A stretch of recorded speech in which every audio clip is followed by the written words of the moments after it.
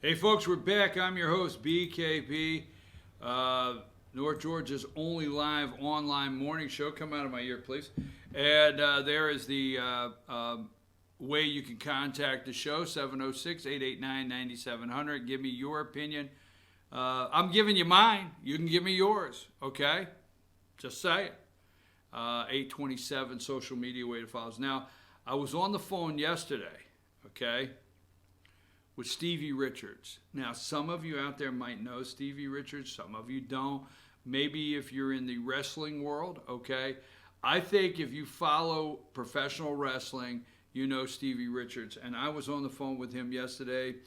Nice little 40-minute conversation. Really nice guy. Lives down in, where does he live again? Conyers? Is it Conyers? I don't know. I gotta check it out. But nice guy. Just really enjoyed Stevie Richards. If you're watching today, great conversation yesterday. You guys look him up, professional wrestler. One of our viewers. Now, let's see, where am I at here? All right, so I was talking earlier. Let's go to number one. All right, number one, this is where we're going to move very quickly now. One is Governor Brian Kemp of Georgia signing the heartbeat bill. Number two is the activist judge yesterday that Obama appointed Judge Stephen, we'll just call him Stephen there, Obama Democrat activist appointed judge who put a stop to the heartbeat bill. And now let's go to number 15. Number 14. Okay, we talked about this. This is where we're at. As of September 7th, the United States Senate has confirmed 152 judges President Trump's put in place, 2 associate judges of the Supreme Court. So the President of the United States put Neil Gorsuch on the court and Kavanaugh. Now, I don't have time to bring up the picture, but he has also said the next one will be Amy Coney Barrett. I think she's a Notre Dame law professor, Catholic. They're already upset because she's too Catholic. Remember, Dianne Feinstein said too Catholic.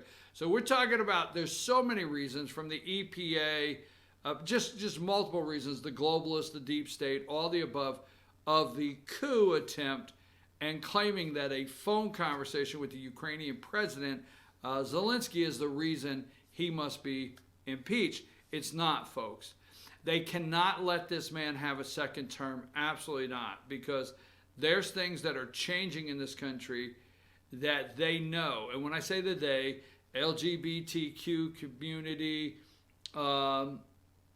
abortion rights activists, Planned Parenthood, the women, the people that want to defend Democrats' right to kill for no reason whatsoever. Now, so let's go to this one, and then I want to get ready for the video, and I want to make sure I can hear the video. Here's number 15, okay? So this is your current Supreme Court of the United States. Look at it close. So this is a 3-minute video, so I thought this was very important. Now, if you go to the top, standing up between the two possible lesbians, possible, damn it, I mean, why the hell? I'm just saying it's possible. I mean, Elena Kagan played a lot of softball. I'm not saying everybody that plays softball, get off my back. I'm just saying soda my ass. I mean, soda my arm. I'm just saying it's possible. Don't attack me. I'm just saying, just saying. Now that we're through that, we have Neil Gorsuch right there on the top far left, or my left, or your left, whatever the hell it is. And we've got Brett Kavanaugh on the other end. So the two standing up back here, those are Donald Trump appointees to the Supreme Court of the United States. Scares the SH asterisk out of them. I know you didn't understand what that meant, because that's how the big boys do it. That's how CNN does it. They put S asterisk. Wonder what they really meant by that. So this scares the living, I can't say that. I'll be accused of something. But anyhow, there's your picture. So this is a 3-minute video. I want you to stay with it because it's very important. If you're trying to figure out why they want to impeach and pull this guy out, because I'm going to tell you why, okay, why they say Nikki Haley is the gal for you. She's polling to beat every Democrat. Why Republicans, you should just, take your losses now. Nikki Haley's already polling from different pollsters. She's already polling that she would beat all the Democrats. Mike Pence, he's got to go also, or maybe he could be her VP, whatever. So let's watch this video, and I'm going to come back and tell you why it's important that Donald J. Trump stay president of the United States now and second term. Go. He is a fiercely independent thinker with an excellent legal mind who believes passionately in equal opportunity for all Americans. Ruth Bader Ginsburg does not need a seat on the Supreme Court to earn a place in our history books. She has already secured that. As a brilliant young law school graduate, she became an early victim of gender discrimination, when as a woman and mother, she sought nothing more than that which every one of us wants, a chance to do her work. The standard we must use to choose all of our judges, and especially a justice of the Supreme Court, is a very simple one. Above all, that person must have a record of distinction and brilliance in the law, a vision of America as a nation of law, and an unswerving commitment to the Constitution and all the freedoms it affords. No one meets these standards of excellence better than Justice Breyer. During the confirmation hearings this month, members of the Senate and American people saw far more than the intellectual gifts and broad experience of Judge John Roberts. They witnessed as well the character of the man, his reverence for the Constitution and laws of our country, his impartiality and devotion to justice, his modesty and great personal decency.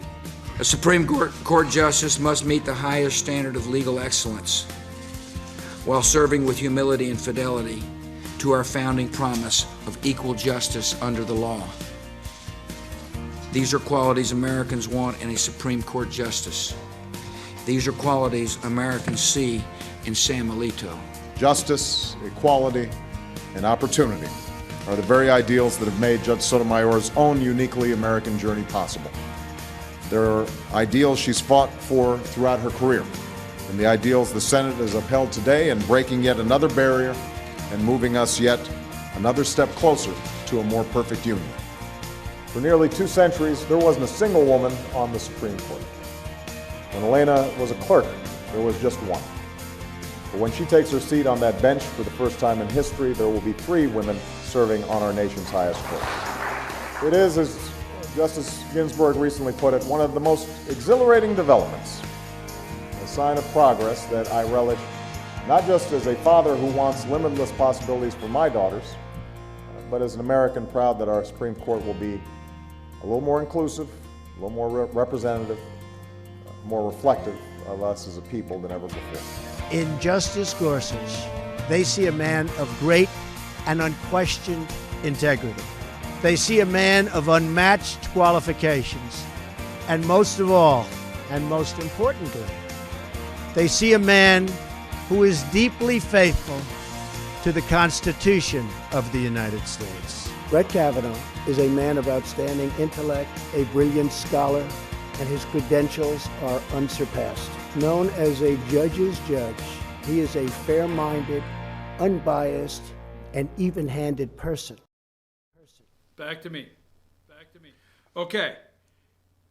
You starting to catch on? Now, I know you're saying, well, wait a minute.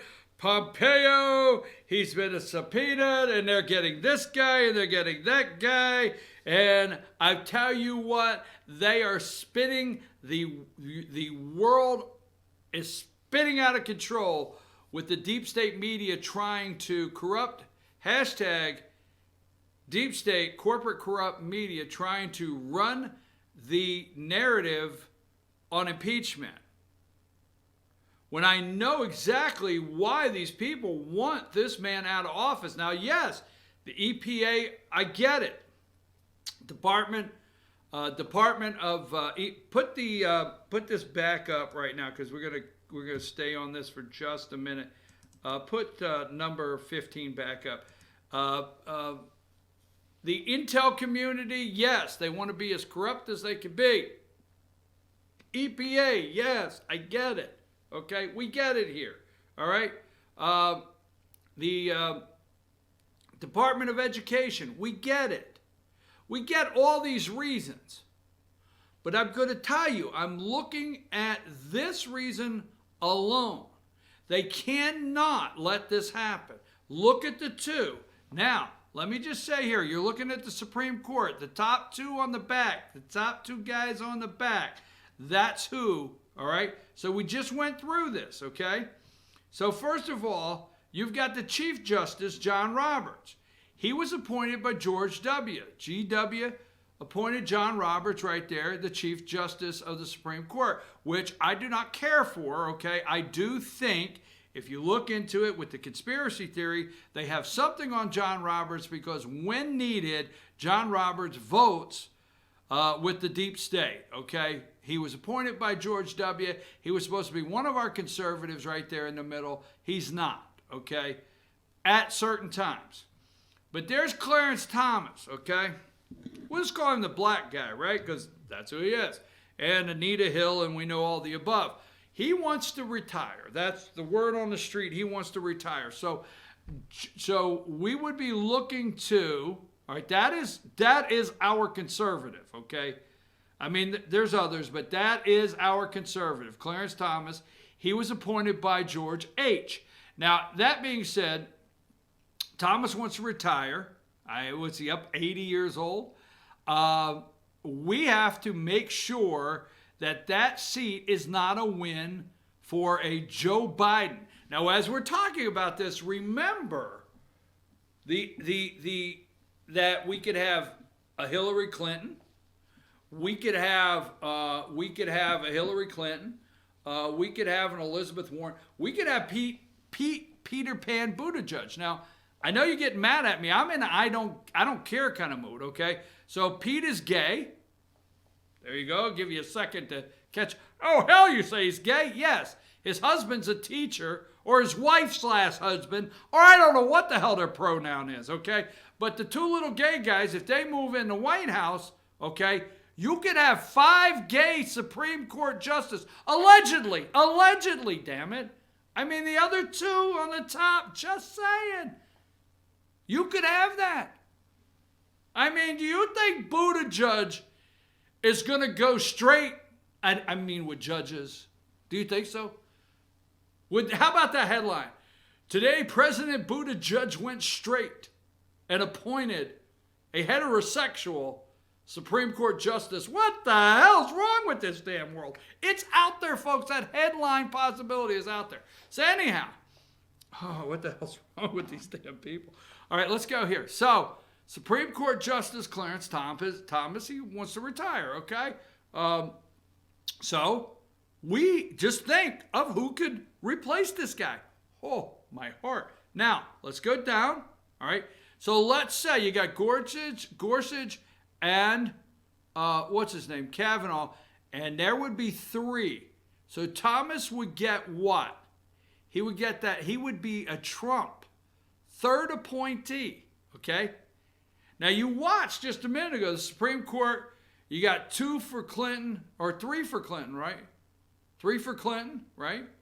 2 for Trump right now, 1 for George H. No, 2 for Obama, 2 for Clinton, 2 Obama, 2 Clinton, 1 George H., 2 George W., and 2 Donald Trump. So Trump could have a 3rd pick. All right, let's look down through here. Now you have Ruth Bader Ginsburg. She's 80 years old. She's 85, okay? 85.